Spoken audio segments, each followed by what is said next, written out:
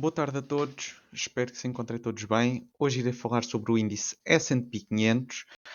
A semana passada também falei sobre este mesmo índice, no qual existia a possibilidade de uma figura técnica chamada ombro-cabeça-ombro. Esta semana irei falar de forma mais detalhada desde os movimentos que este índice tem feito desde janeiro de 2022. Este índice começou muito bem o ano, logo aqui nos primeiros dias de janeiro. Neste caso, estes 2 dias. Mas a partir daí tivemos aqui uma queda em torno de 10, 11%. Anda à volta disso. E esta primeira queda, como eu, se não estou em erro, falei também no primeiro vídeo, coincide aqui com os 61,8 de Fibonacci. Pronto. E este intervalo são 13 dias de negociação. Sem contar, claro, com os fins de semana. Pronto, porque senão eram mais. Depois, este intervalo eu não fiz a sua contagem. Mas a partir daí iniciei um novo movimento até que atingimos aqui este fundo. Deixem-me ver, no dia 24 de fevereiro. Isto coincide a 15 dias de negociação. E, novamente, este valor aqui é entre, neste caso, estes máximos que fez. Esta é a vela de hoje, esta é a vela de ontem. E na vela de ontem, este movimento fica em torno dos 50, 61,8 Fibonacci desta última queda. Muito à semelhança do que aconteceu aqui neste movimento.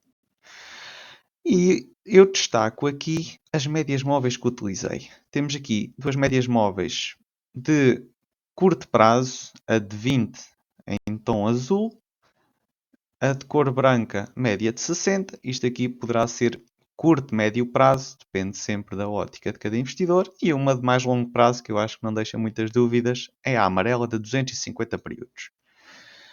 Esta média móvel de 250 períodos nos últimos tempos e desde janeiro de 2022, mais propriamente desde os finais de janeiro até ao momento atual, tem servido muito bem ao S&P 500.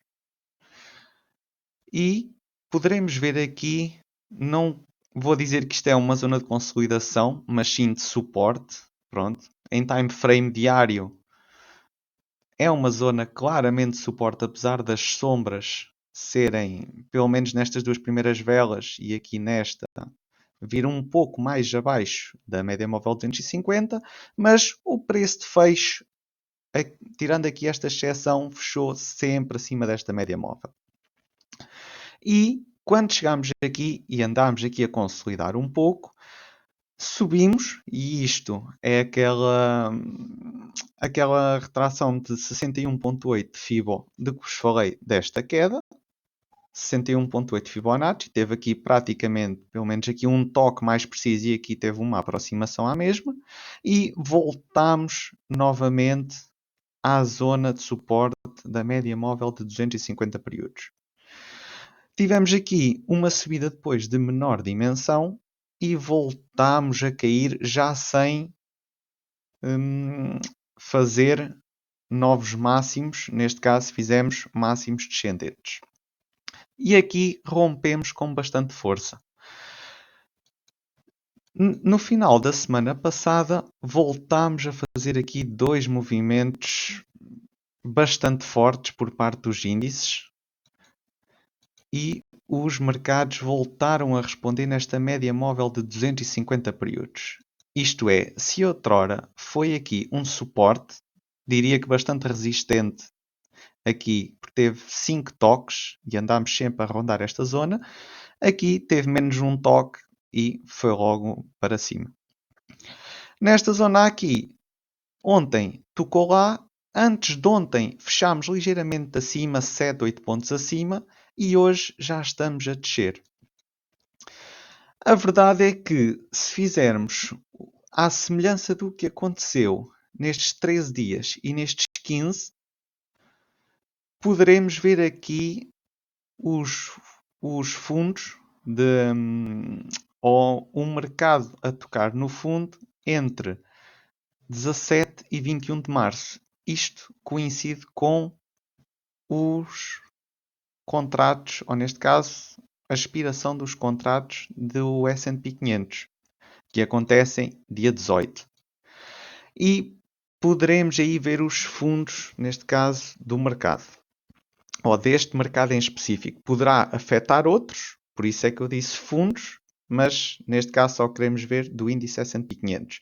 E a partir daí poderíamos seguir num novo segmento de alta.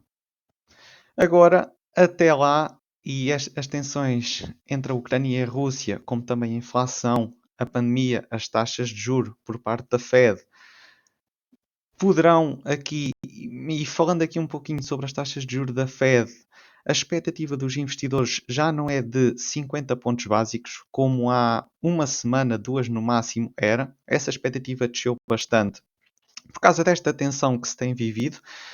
Mesmo assim, poderá haver lugar a uma subida de 0,25 pontos básicos.